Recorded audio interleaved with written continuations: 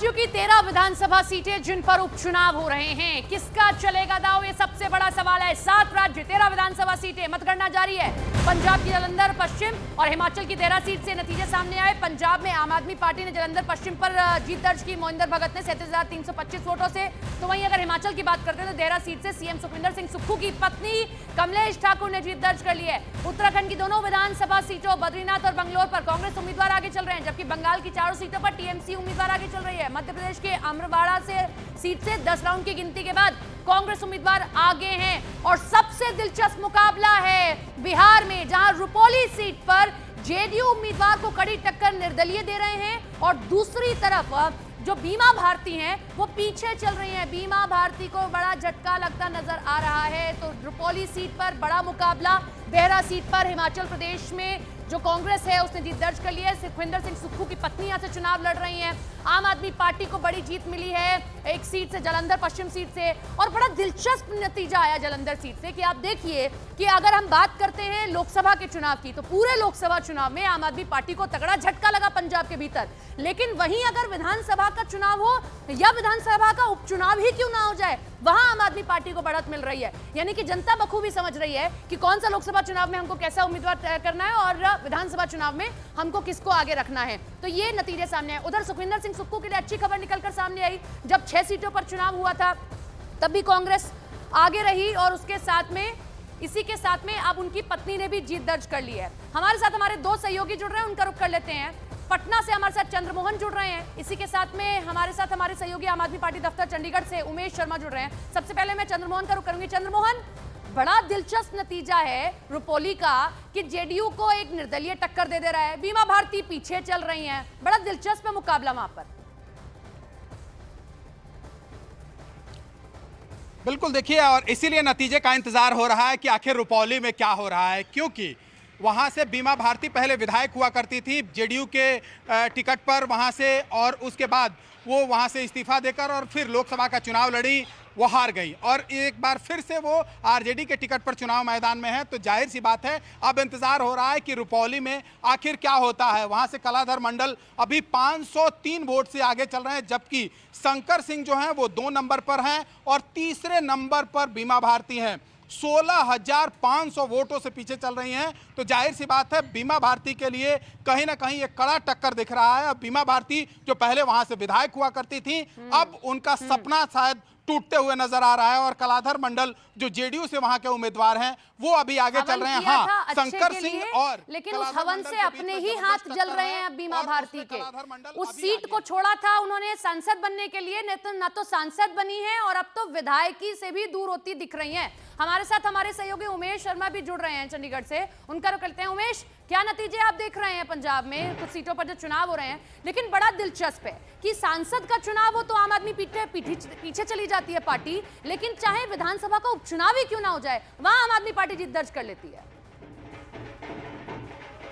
जी बिल्कुल, यही सबसे बड़ा एक दिलचस्प चीज होती है लोकतंत्र में। और पहले मैं तस्वीरें दिखा दूं आपको कि यहाँ पर ढोल किताब में सेक्टर 39 है चंडीगढ़ का आम आदमी पार्टी का दफ्तर, जहाँ पर जो कार्यकर्ता हैं वो पूरे जोश में हैं, क्योंकि लोकसभा में कांग्रेस को जीत मिली जलंधर में। और अब देखिए चुनाव में जो आम आदमी पार्टी के चुनाव में वहां पर अब ये आम आदमी पार्टी को जो उपचुनाव है वहां पर जीत मिली है। एक बार आप ढोल की थाप पर देखिए, जश्न मनाया जा रहा है पार्टी दफ्तर सेक्टर 39 का। ये ढोल नगाड़ों के साथ बड़ी जीत है, क्योंकि आम आदमी पार्टी के इस उपचुनाव में और दल बदल जिस तरह से हुई थी, जलंधर में खासकर जो एमपी थे वो चले गए थे कांग्रेस, आम आदमी छोड़कर बीजेपी, और जो अब बीजेपी के उम्मीदवार थे वो पहले आम आदमी पार्टी में थे।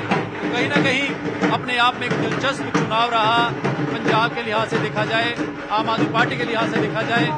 और इसे कहते हैं समय कैबिनेट का मंत्री और इसे कहते हैं लोकतंत्र। यहाँ सांसद का जब चुनाव हुआ तो सन्नाटा पसरा हुआ था और अब आप देखिए कि किस तरीके से ढोल नगाड़े यहाँ बज रहे हैं। अब आपको सुनवाते हैं कि जलंधर पश्चिम से आम आदमी पार्टी के कार्यकर्ता किस तरीके से जश्न मना रहे हैं और जो जीते हैं वो क्या कह रहे हैं। हरभजन सिंह, सबसे पहले तो मैं धन्यवाद करना चाहूँगा जलंधर वेस्ट के लोगों का, जिन्होंने बहुत बड़े मार्जिन पे आम आदमी पार्टी को जिताया है। आम आदमी पार्टी की जो नीतियाँ हैं उस पर भरोसा प्रकट किया है। तो उनका मैं तो बहुत दिल से आभारी हूँ। तो सुना आपने, और यही हमारे सहयोगी भी कह रहे थे कि यही दिलचस्प नतीजे हैं पंजाब के। और इस बात से आप ये भी समझ सकते हैं कि जनता बखूबी समझती है कि लोकसभा में हमको किसको सांसद बनाकर भेजना है जो हमारे लिए सांसद के तौर पर काम कर सके, और किसको हमें अपने ही राज्य में रखना है विधायक बनाकर। आप इसी पंजाब को देखिए कि वहां पर स्थिति इतनी खराब थी आम आदमी पार्टी के लिए कि किस तरीके से वहां सीटें जुगाड़ना मुश्किल हो रहा था। अब हम आपको हिमाचल प्रदेश की देहरा विधानसभा सीट पर लिए चलते हैं और वहां पर किस तरीके से सुखविंदर सिंह सुक्खू की पत्नी ने जीत दर्ज कर ली है। हमारे साथ हमारे सहयोगी वहां से जुड़ रहे हैं, उनका भी हम रुख करेंगे क्योंकि इस सीट पर सुखविंदर सिंह सुक्खू की पत्नी ने जीत दर्ज की है। हमारे सहयोगी जुड़े हैं, क्या नतीजे रहे सुखविंदर सिंह सुक्खू के लिए? उपचुनाव चाहे तब हुए थे जब संसदीय चुनाव हुआ तब भी जीत दर्ज हुई, और अब भी बड़ा नतीजा उनके लिए आया। अब तो पत्नी तक जीत गई और विधानसभा पहुंच गई। जी, मैं आपको बताना चाहूँ ये जो इस वक्त जो सबसे बड़ी खबर जो हिमाचल प्रदेश के देहरा से है कि यहाँ पर मुख्यमंत्री सुखविंदर सिंह सुक्खू की जो पत्नी है कमलेश ठाकुर वो जीत गई हैं। महज औपचारिकता है, वो ऐलान होना बाकी है, लेकिन वो जीत चुकी हैं। जो 9वें राउंड की जो 10 राउंड है, 9वें राउंड की 7,860 जो वोटों से लीड उन्होंने यहाँ पर ली है। और कहीं ना कहीं मुख्यमंत्री के साख का सवाल देहरा क्षेत्र विधानसभा क्षेत्र में था, मुख्यमंत्री के ससुराल देहरा विधानसभा क्षेत्र में, इसलिए साख का सवाल था। और यहाँ पर जो है वो भारतीय जनता पार्टी के ने जिनको प्रत्याशी उतारा था वो 2 बार निर्दलीय जीते थे, क्योंकि ये भी बहुत बड़ी बात थी। लेकिन मुख्यमंत्री अपने ससुराल में अपने धर्मपत्नी को यहाँ पे चुनावों में उतार रहे हैं। नुकसान हुआ है और विधानसभा के उपचुनाव बहुत कुछ तय करते हैं। मतलब एक अगर आप कहें कि एक ब्लूप्रिंट जरूर रखने का काम करते हैं। आने वाले समय में कई राज्यों में चुनाव होने, लेकिन एक बात और है कि अगर हम पिछले नतीजों को देखते हैं कि किस तरीके से कई राज्य ऐसे रहे जहां बीजेपी को फायदा हुआ, फिर कई राज्यों में उसको नुकसान भी झेलना पड़ा है। तो अलग अलग जो है चीजें सामने आ रही है। जालंधर पंजाब से नृपेंद्र बरार हमारे साथ हमारे सहयोगी जुड़ रहे हैं। नृपेंद्र, बड़े दिलचस्प नतीजे रहे जालंधर के कि पूरे पंजाब में आप देखिए कि जब नतीजे आते हैं लोकसभा के तो आम आदमी पार्टी मुस्कुरा तक नहीं पाती है, इतनी बुरी स्थिति हो जाती है। लेकिन वही विधानसभा का उपचुनाव हो जाए तो वहां जीत दर्ज कर लेती है। मतलब जनता चाह रही है कि विधानसभा में आम आदमी पार्टी रहे, कांग्रेस नहीं। देखिए, बिल्कुल जब पार्लियामेंट चुनाव के दौरान सिर्फ 15,000 वोट जो आम आदमी पार्टी को पड़े थे जालंधर वेस्ट से, लेकिन आप इस बार देखिए कि 55,000 से ऊपर वोट हैं वो चले गए हैं। और एक बड़ी लीड के साथ, एक बड़े मार्जिन के साथ आम आदमी पार्टी के महेंद्र भगत जो है उन्होंने जीत दर्ज करवा दी। देखिए 37,000 से ज़्यादा 37,325 वोट के मार्जिन से, इतनी लीड से वो जीते हैं।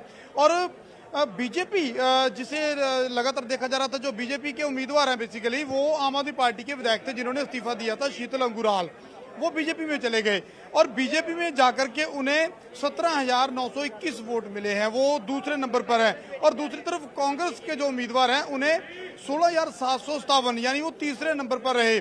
लेकिन जो बीजेपी छोड़कर पूर्व कैबिनेट मंत्री के बेटे महेंद्र भगत जो बीजेपी छोड़कर आम आदमी पार्टी में शामिल हुए, आज वो बड़ी लीड के साथ जीत गए हैं। तो आम आदमी पार्टी की एक बड़ी जीत है जी, बड़ी जीत के रूप में से देखा जा रहा है। और हालांकि पार्लियामेंट चुनाव में महज 3 सीट आई, दिलचस्प नतीजे हैं 7 राज्यों की 13 सीटों पर।